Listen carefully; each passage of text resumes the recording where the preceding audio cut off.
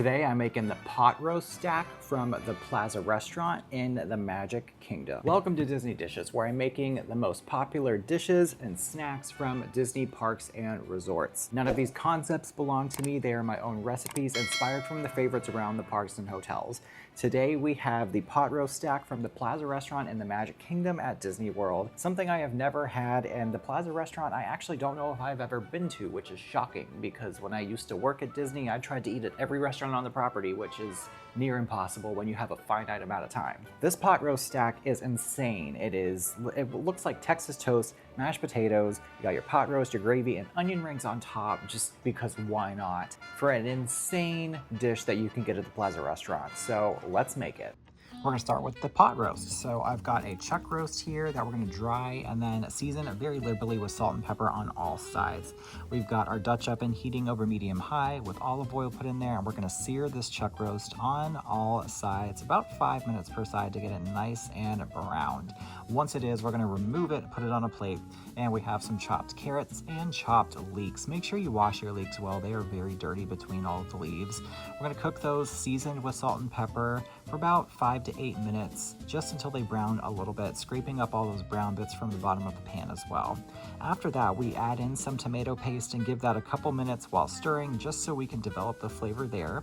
And we're then going to go in with 5 cloves of garlic. I've just crushed them, and then a nice big bunch of fresh thyme. The roast is going to go on top of that, and then we're going to add in our cooking liquid, which is 1 bottle of Cabernet Sauvignon, or a good full-bodied red wine that you would actually drink, and a quart of beef stock. It should be enough to cover the pot roast. We're going to season with salt, pepper, add bay leaves, bring this to a simmer, cover and bake for around 3 to 4 hours at 300 degrees.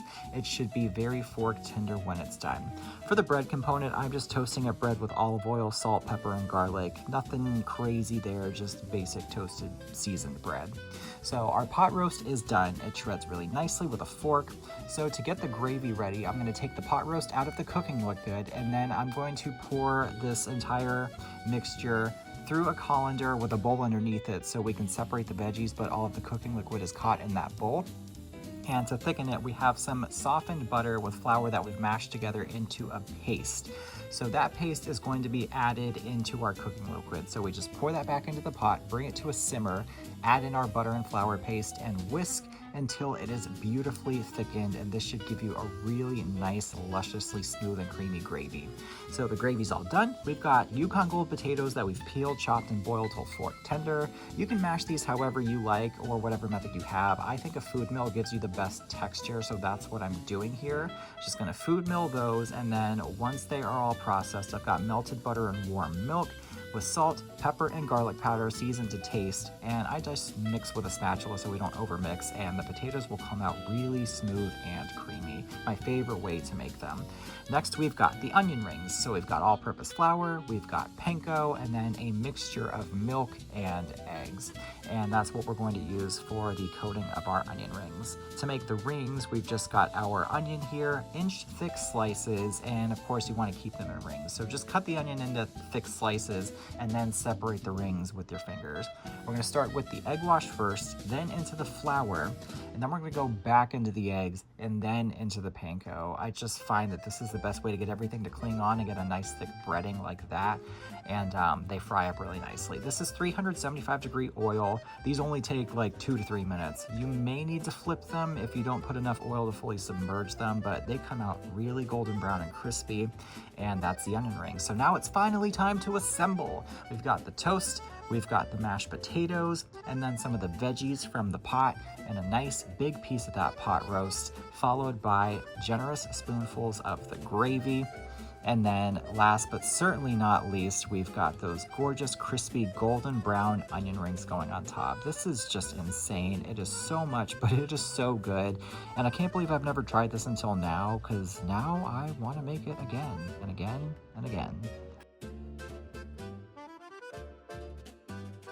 This thing just looks ridiculous, and it looks good. You can see the crispy onion rings on top, the pot roast, the mashed potatoes, and the gravy. I don't really know how I'm supposed to get onion ring with a bite of all of this, because there is just so much.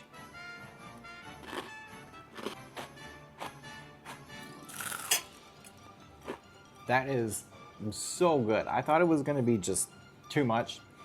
I mean, you can't go wrong with pot roast and mashed potatoes and gravy. Throwing the onion rings on top, I was like overkill. But honestly, it's kind of fun. I actually really like it. The pot roast is so tender. There is so much flavor. That gravy is stinking delicious and silky and smooth and beautiful. The mashed potatoes are nice and creamy. Got the crunchy bread on the bottom. And then those onion rings on top. It is like all the textures and flavors of such a comforting dish in a really fun way. So if you are planning a trip to Disney, then go to the Plaza Restaurant, try this out because I can't believe I never have. If there are any Disney recipes you want to see me make on this series, let me know in the comments. The recipe for this is in the description. Make sure you give this video a thumbs up and subscribe to my channel so you can join me for the rest of my Disney Dishes series.